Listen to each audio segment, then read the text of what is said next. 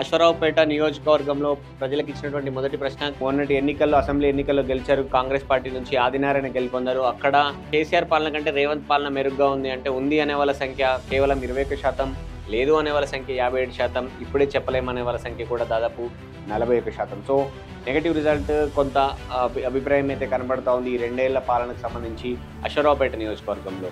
Next question, Revanth పరిపాలనకు మీరు ఇచ్చే మార్కులు ఎన్ని అంటే, 25 మార్కులు ఇచ్చే వాళ్ళ సంఖ్య 58% అయితే 17% మంది ప్రజలు 50 మార్కులు ఇచ్చారు, 16% మంది ప్రజలు 75 మార్కులు ఇచ్చారు, మిగతా ప్రజలంతా కూడా 100 మార్కులు ఇచ్చారు. సో ఇది అక్కడ తక్కువ మార్కులు కాంగ్రెస్ పార్టీ పరిపాలనకు, రేవంత్ పరిపాలనకు పడ్డట్టుగా చాలా స్పష్టంగా కనపడుతోంది.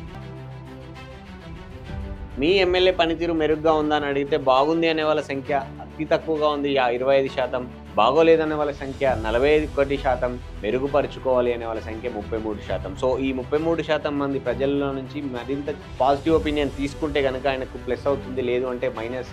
కాంగ్రెస్ పార్టీ ఎమ్మెల్యేగా ఆయనకు ఇబ్బందికరమైన పరిస్థితి తప్పదు. ఎందుకు అనంటే, ఆయన వ్యక్తిగత ప్రదర్శన పట్ల కూడా అశ్వరావుపేట ప్రజలు సంతృప్తిగా లేరు అనేది అయితే చాలా స్పష్టంగా కనపడుతోంది.